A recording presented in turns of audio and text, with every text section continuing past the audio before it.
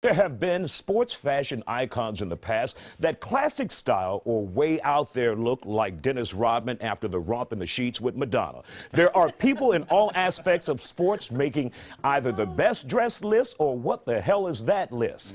When players walk out of the locker room, they know the public will be watching, from Chris Paul to James Harden and, of course, LeBron James. What about the playoffs? How do you think they've done with that there before and after the game outfits? Joining me now to talk about this is Houston fashion editor from the Houston Chronicle, Joy Sewing, fashion expert Todd Ramos, and the man who will say anything on his damn mind. We call him Mr. Bold, Lewis Harden. Now, welcome to the Fact Uncensored. First of all, you had an article that came out on this very subject today. Tell us a little bit about that article. It was basically talking about how they have evolved in their fashion, and since they've instituted the dress code, and it is just now it's about a battle. It's almost like a fashion battle. So they've turned their arrivals into a runway, and it's all about who can who can show out. Yeah. Now, when it comes to the NBA setting a standard, what kind of standard did they set for the players? Well, I think they came, it was back in 2005, I believe, and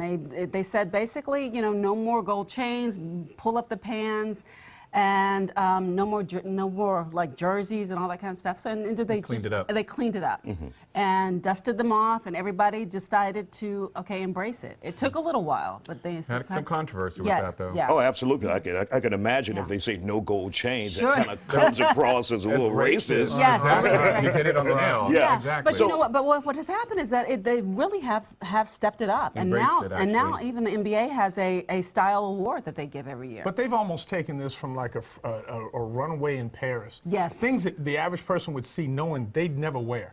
Yeah. And that's what they're wearing now. It's like literally game on. It is game on. Yes. So, Todd, when you look, who's the most outrageous out there when you see some of the NBA players? Well, there's several. I have Oh, there's a list. Right, there is a list. Russell Westwood is one on the top. Westbrook. Westbrook. Same difference. Just Russell.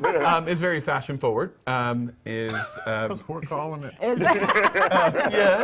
Yeah. I mean, he wears things that are not that are very. It's his own style. The NBA is known to be very masculine, and he's very confident in his own identity, and it's actually pretty great because to me, it's a good role model to be able to be secure with himself. Role model. And be very fashion forward. So to me, he's more of a unicorn than a stallion. Unicorn? He's a unicorn. Yeah, that's what he's shooting for. Hey, these are his talking points. Hey, y'all can have your own time. I just think it's great that he's a little bit more fashion forward. So, Lewis, isn't the ordinary. Who sticks out for you that's a little too far out there that you're like, I don't know if I could do that or if anyone should do that? I think James Harden stepped out there a couple of times, which really had me questioning where he was going, which direction. And then I attribute it to the Kardashians, too, because he's got that fell off. But to see a man in shoulder pads and a brooch and some girl church shoes, that's just not in tights. That just doesn't. You see, I just don't. That to me it's counter to what I'm accustomed to growing up. that's your personal style. You're absolutely right. But you know what? It was the style of everyone that I knew growing up. And if you look at these guys that are doing it, this wasn't their style in college.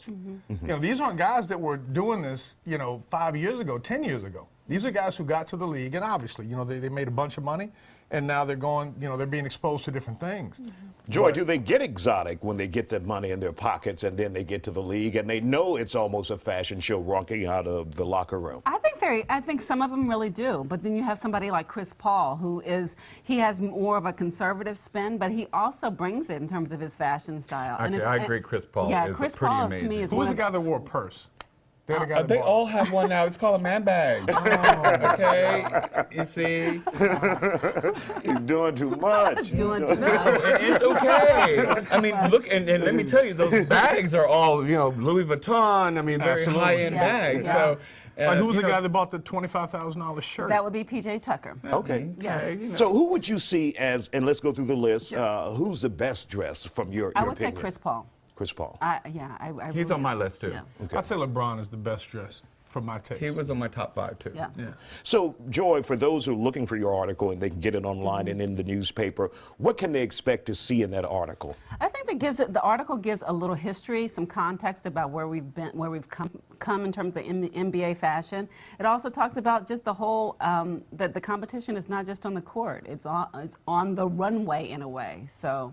Yeah. And where can we get that article? It's HoustonChronicle.com. All right. Thank you guys for coming on the Fact Uncensored. Uncensored. And they won tonight. They Yes, won. they won. This would have been a boring It conversation sure would've. if they would have lost. sure I would have felt reluctant to talk about Yeah. it. Yeah. You also won tonight. I know. With You your are look. sharp, I man. know. Layaway plan.